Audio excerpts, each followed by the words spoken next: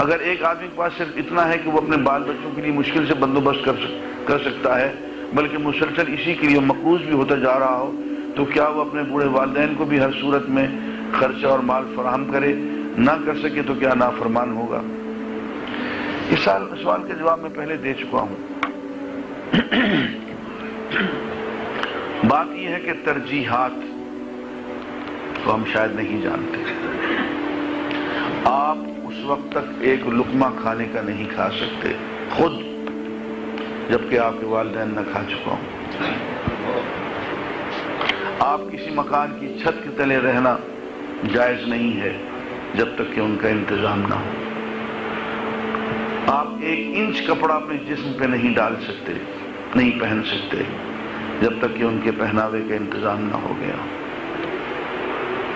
میں نے اسی لیے ٹیلی ویژن پہ یہ کہا تھا کہ سوال درست کریں۔ آپ یوں کہیں کہ اتنی مہنگائی ہے کہ والدین کو کھلانے پلانے اور ان کی ضروریات پورا کرنے کے بعد کچھ نہیں بچتا، بچوں کا کیا کریں، اپنا کیا کریں؟ یہ تو سوال بنتا ہے۔ آپ نے سوال ہی الٹ کیا ہے تو اس کا جواب ہم کیا دیں؟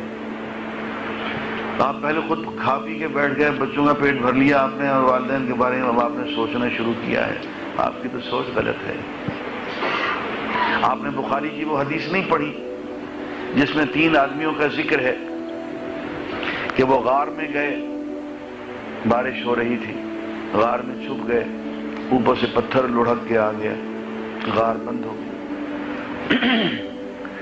تو انہوں نے کہا کہ اپنے اپنے اعمال یاد کرو، اگر کوئی نیک عمل کیا ہے تو اس نیک عمل کا واسطہ دے کے اللہ سے بخشش طلب کرو۔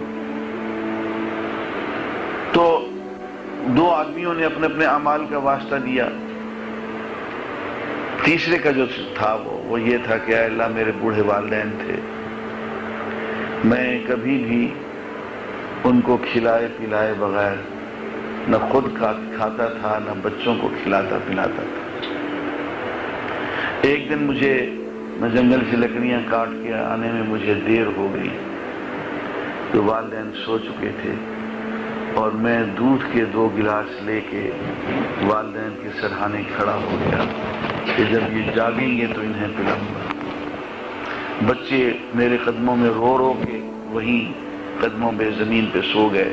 میں نے نہ خود کچھ کھایا پیا، نہ میں نے بچوں کو کھلایا پلایا، نہ بیوی کو، اور ساری رات میں والدین کے سرہانے کھڑا رہا کہ جس وقت یہ جاگیں گے تو صبح کے قریب جب ان کی جاگ ہوئی تو میں نے وہ دودھ ان کو پلایا، اور اس کے بعد پھر ہم نے خود کھایا پیا۔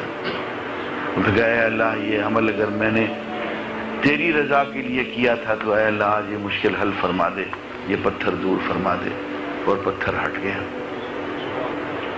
تو عزیزان گرامی، ہمیں اجازت نہیں ہے، اس لیے کہ والدین کے حقوق جو ہیں وہ حقوق نفس پہ فائق ہیں، وہ بیوی کے حقوق پہ فائق ہیں، وہ بچوں کے حقوق پہ فائق ہیں۔ تو جب تک کہ ہم ان کا انتظام پہلے نہ کر لیں، اپنا اور اپنے بیوی بچوں کا انتظام کرنا جائز نہیں۔ اور اگر پہلے ان کا انتظام کر لیں گے تو اپنا انتظام آسانی سے ہو جائے گا۔